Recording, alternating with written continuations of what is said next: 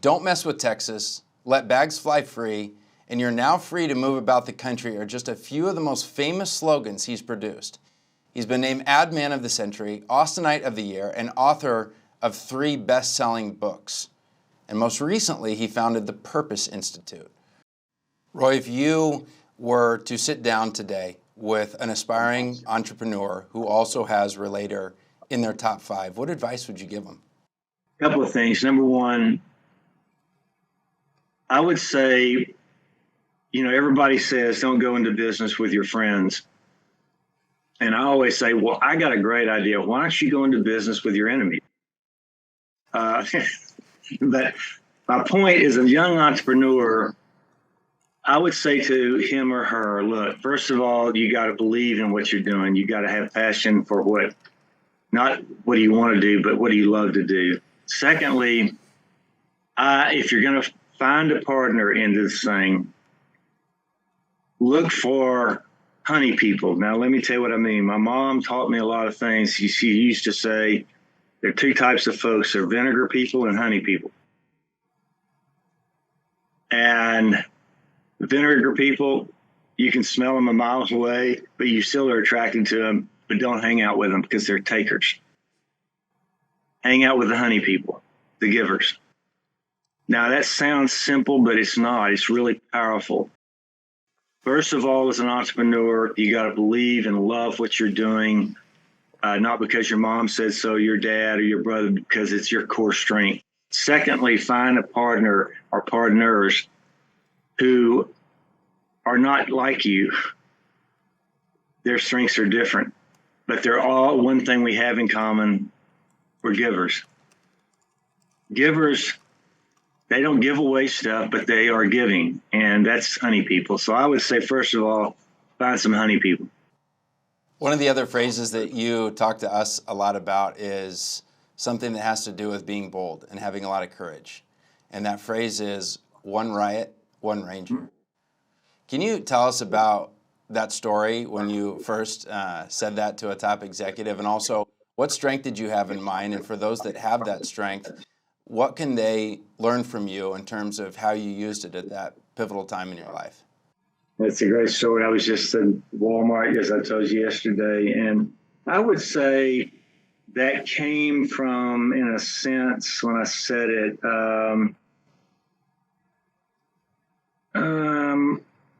believe it or not, Relator was probably, I was just thinking what drove that, and I'll tell you why. I get a call from a guy named Sam Wolfen. And it's another great story. But anyway, he said, can you come to Bentonville? I was 30 years old. We just 2-3 years we've been doing Southwest Airlines. And he liked me. He told me on the phone, he said, I like you because Roy. And he called me Roy all my life because my dog is named Roy. I went, okay. So I get a big briefcase with nothing in it. And I fly. I get to Fayetteville, rent a car, drive to Walmart. I'm 30-something years old. And I go into Walmart. And I was in the same lobby yesterday, 40 years later. And I go to a meeting, and there's Mr. Sam in a chair and other folks, David Glass. Anyway, I have a big briefcase because I'm shaking, and I put the briefcase in front of my legs because and Mr. Sam says, I'm so glad you're here, Roy, but where's the rest of your staff? Yeah, it's just me. I'm frozen. And finally, I kind of put my shoulders back and I said, well, Mr. Sam, there's an old saying in Texas, one riot, one ranger. What kind of problem you got? He falls out of his chair and grabs me and he says, Roy, you're hired. And I think from a Relator standpoint, part of the things that Relators have, because we're not trying to burn a bridge, we're trying to build one. Sometimes you do things, it looks like you're burning a bridge, but you're really doing something that's building one, because he was testing me, And so I think Relator, finding bridges to build. And part of that is just keeping your eyes wide open. And, the great song, about, keep your, heart above your head and your eyes wide open. But keep your heart above your head and keep your eyes wide open. I think that's what relators do.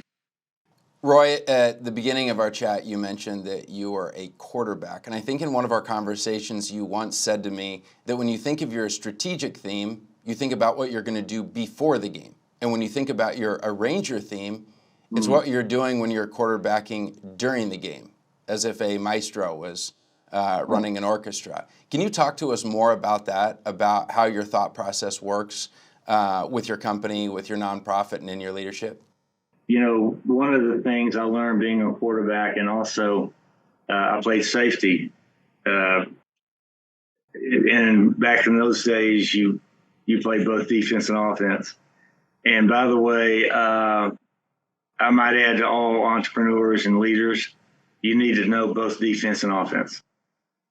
And you need to understand the power of the defense, by the way, which we'll get into maybe. But I would say, again, I got lucky in life because of where I grew up and my parents and my sisters and my coaches. I think part of the thing with strengths is that before you want to go into a situation, and y'all know this, or a battle or a pitch or whatever it might be, you want to think about, and I'll say it in this way, as a strategic person, you want to think about not the 20 things you need to accomplish, but the one thing.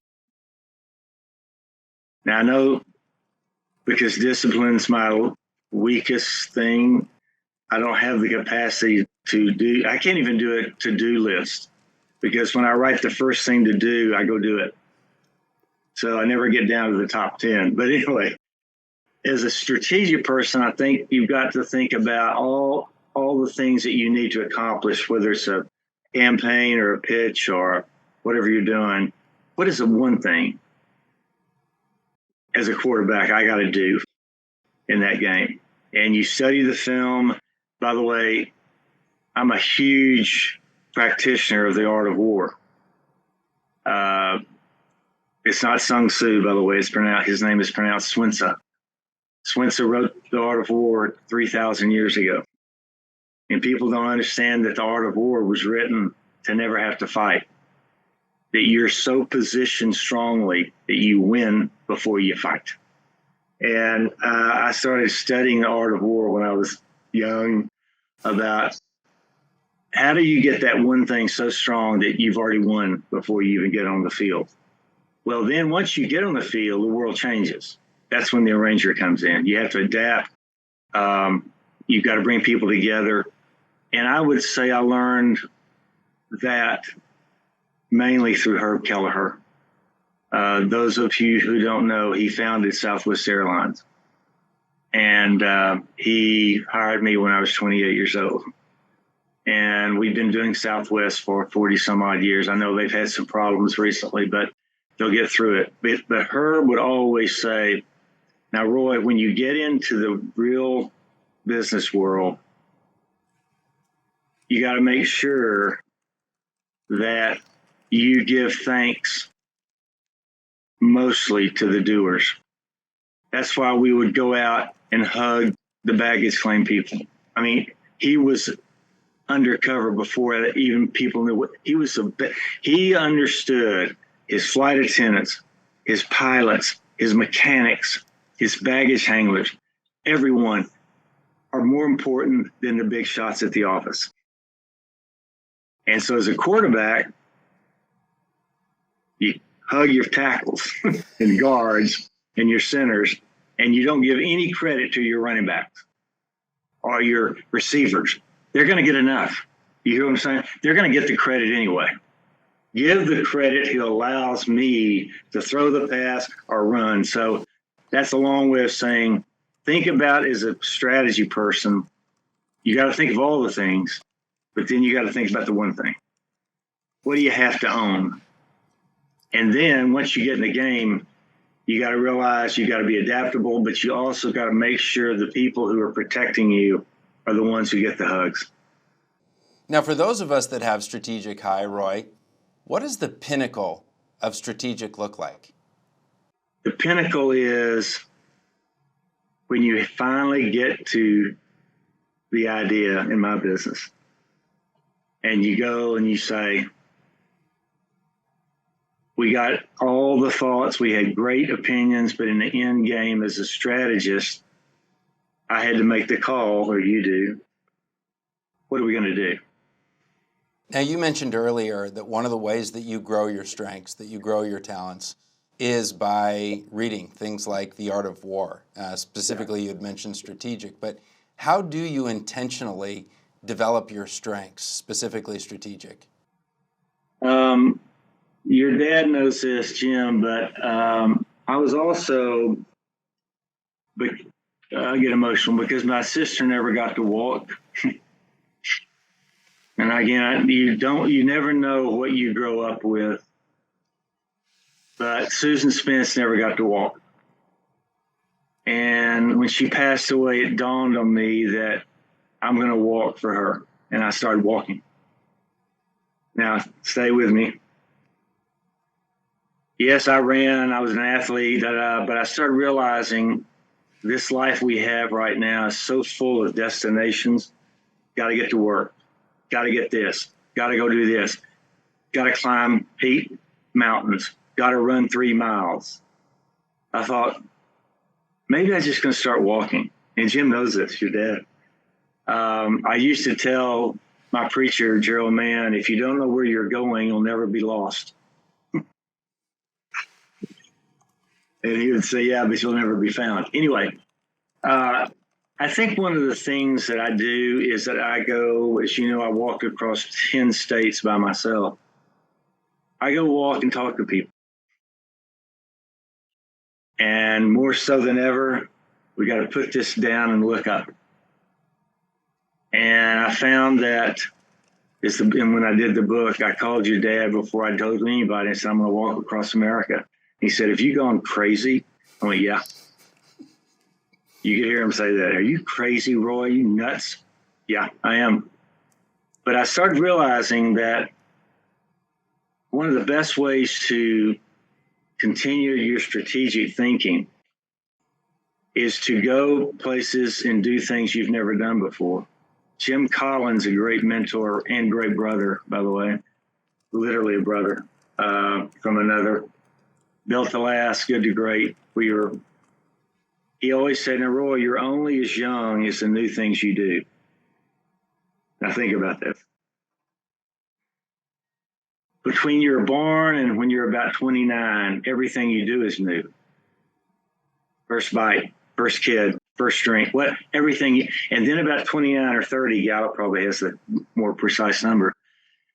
You think you're doing new things, but you're really not. You're just doing the same thing different. Or you're going to work, you're doing this, you don't know.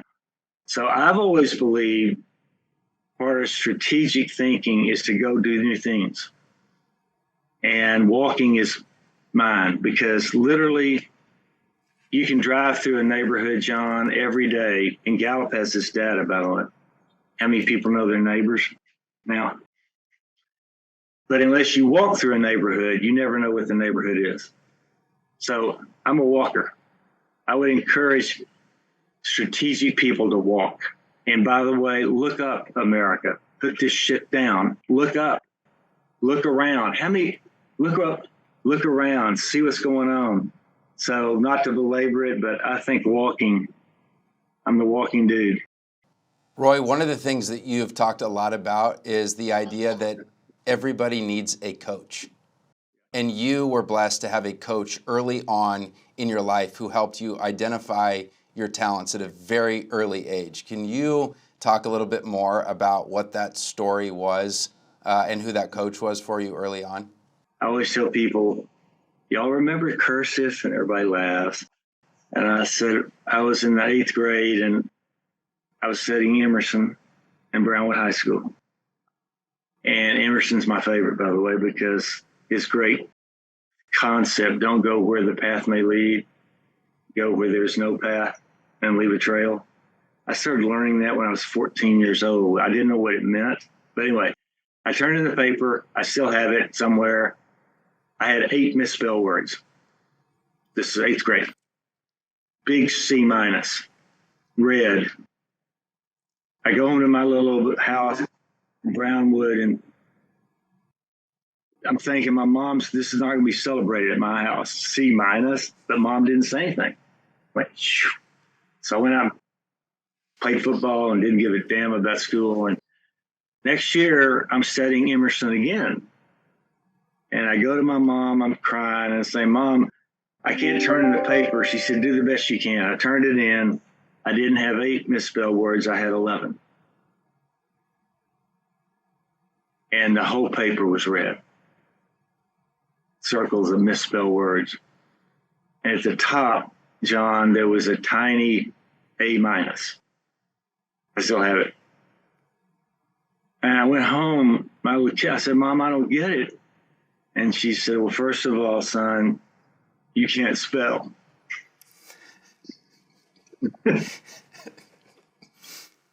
And then she smiled and said, but I called your teacher, and I remember her name 60 years later. I called your teacher, Mrs. Levacy, and she said, your son can't spell, but he can write. And she looks at me, puts her arm around me, my mom. I'm 14 or 13, whatever. And she says, I don't want you to spend another second of your life trying to be average at what you're bad at. I want you to spend the rest of your life becoming great at what you do. I didn't know what she meant back then, John. I know exactly what she means. It's called strengths. And part of what I'm doing, the reason I'm doing the Make It movement, is that I think we can change, I really do, the whole culture of education in America through marketing, by the way. And I think we've got to inspire teachers and principals and counselors and kids and parents. Don't beat the kids up on what they're not good at. Now, if it's a character issue, that's different. But discover what they're good at when they're in middle school and let them become great at that. So that's the story of my strength finders. My mom told me, I don't want you to spend another second of your life being average at what you're bad at. Roy, you are one of the great communicators. As I mentioned before, don't mess with Texas, let bags fly free. What strengths is it that you have in mind when you're coming up with those incredible creations? Well, that's why that ideation number 6 always pops out. I've always thought that, and I learned this, by the way, I don't know anything. I'm serious. I've learned everything. That is a powerful thought when you think about it. When leaders need to fess up, you don't know anything. You've learned everything. And that's why I'm grateful for my mentors and coaches. But I always thought at some moment in time, even when I was just going through school or we were doing multimedia shows as hippies, and I kept thinking about always back to that, what is the real idea? Not kind of. I didn't understand it all. But I started using the word, what is a piercing insight? I know y'all use that word, but what's the piercing insight? Meaning, I used to believe, and I still do, if you pay the price to know what the problem is you're trying to solve. I used to think vodka was the way I got the ideas. Still might be, I don't know. But the idea God comes in. Now, stay with me. if you're willing to pay the price to really understand the problem you're trying to solve, and then you're willing to pay the price to create an idea that has never been done before. Now, I want to repeat, pay the price to know what the problem is you're really trying to solve, and in my case, marketing. And then an idea, a visionary idea that's never been done before. I always like it when people come in, Roy, you remember that Nike ad? We're going to do something like that. And I stop them right there and say, it's already been done. So those two things. And then if you're willing to pay the price and create an idea that wasn't there before, at some point, the idea God will come and say, here's the idea. I promise you. And I use the idea God as an analogy of, at some point, you get rewarded for paying the price to know what this problem is you're trying to solve. Roy, in your leadership, how do you use responsibility? And I think that whole idea is I don't want to let anybody down. I mean, I swear that's why the Ride at Dawn store, I never knew all of this. You know, you're born and you've got to never forget where you come from. I don't care if it was bad, there's some good stuff. But I never wanted to let my mom down, my dad down. I didn't want to let my team down. I didn't want to let my sister down. I didn't want to let my partners down. I didn't want to let my community or my country. That's why I did, the whole idea of I'm an American and all the PSAs with all the presidents. They all trust me for whatever reason. And I just don't want to let people down. And I think that's my definition of responsibility. I don't want to let people down. And that's what drives me to do whatever I do. It really is. I don't want to let people down. Roy, you consume a lot of information, but you've also written a few best-selling books. What strength was it that inspired you to write those books? I think part of it was maximizer. Again, I think trying to find out how to write to things that I'm good at. And not things that I'm not good at. And I think, you look at the strategic strength of trying to create something that wasn't there before. So the books that I did, the one y'all know especially, It's Not What You Sell, It's What You Stand For, was a book bestseller on purpose. And that was way before purpose was written about in any marketing at all. Roy, how do your strengths help impact the way that you lead creative teams? Well, a lot of our creative teams think that I suck at everything. So that's just another. But I think out of all the strengths that I have, the number one, I think, is when you're running a creative session as a ranger, you got to be the conductor. Somebody has to be the person who brings these opinion-rich people into one room, and they've got great ideas about music and great ideas about copy, and these are people who are born creative. And I think a ranger, if you, first of all, can bring everybody in the room and they trust you, back to responsibility. They trust you to do the right thing and take responsibility if you do the wrong thing. If then you let ideas flow and you let them come, and before that, strategic is so important too, because you've got them focused on one thing maybe than 50 things. But I love the idea that when we get done with a session as an arranger, we can walk out, give each other a hug, seriously, say, man, we kicked butt. Instead of you sucked at that, you're bad. Versus, hey, we won, good job. I'd like to ask your help with your strengths, because as you know, before Don Clifton passed away, he had a dream that 1 million people would get in touch with their CliftonStrengths.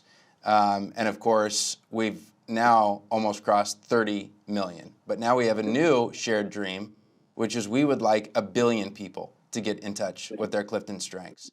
As someone with strategic, as someone that burns with ideation, number 6, what advice do you have for us in order for us to accomplish that feat?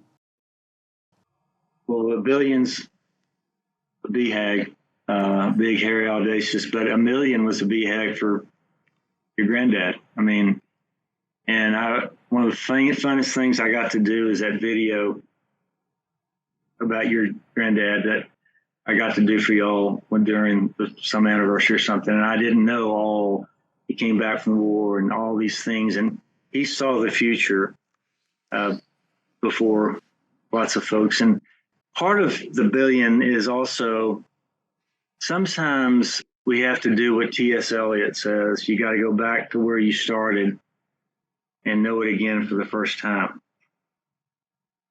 Why did we do Strength Finders? And go back and get re-inspired. Because in today's world, if you look at the Gallup chart, when that one page on boomers, when we grew up, not me, but most of us, we were into paycheck, young people into purpose. We had bosses, young people want coaches. It's going to lead to the billion, by the way. We had annual reviews. They want to talk about themselves every day. You got to go your own way. I'm going to turn this off. It's the thing. You got to go your own way. Anyway, amazing thing on that one chart that we did for the HR groups around America. Old days, you beat people on what they're weak at. The new days, you play to their strengths. Part of this next generation of millions and millions of people worldwide, they're desperately looking for purpose in their life. You saw it more than ever before. And they're looking for meaning, and they're looking for maybe how to find their strengths, because you find your purpose. Aristotle people was writing the same time Swinza was, by the way. They just happened to be in China and one in Europe. Plato's an asshole. Anyway, but Aristotle's a good friend. Aristotle said, where your talents and the needs of the world intersect, therein lies your vocation. Think about Strength Finders. This was written 3,000 years ago. Where your talent and the needs of the world. I would say you need to do some damn marketing. I don't know, just as a thought. Where young people are saying, I don't know what, seriously, the Make It movement. We're in middle schools and high schools showing young people for the first time in their life, you can make a great living doing what you love to do. Welding. These are not jobs anymore, they're careers. And what we're doing is going into middle school and high school in Texas and in America. The Make It movement's purpose is to help young people discover their purpose while they're in school, not after they drop out. So part of the $1 billion BHAG, billion person BHAG, is to dial up in the public education and all this, that we've got to transform our system from testing to talent. Think about it. And everyone talks about it and now believes it, but there is no mechanism. If we had student Strength Finders or whatever it is that y'all are doing, so that every young person in America has a chance to make it because they discovered their purpose and their talents while they were still in school. That's what I would do as number one. Thank you for sharing your thoughts about strengths-based leadership. Thank you for being a strengths-based leader, for helping others lead with their strengths. And also thank you for being an incredible advisor to all of us here at Gallup. And thank you for your time today. Thank you, John. Thank you all at Gallup. You all are great friends, and let's go. Let's do it.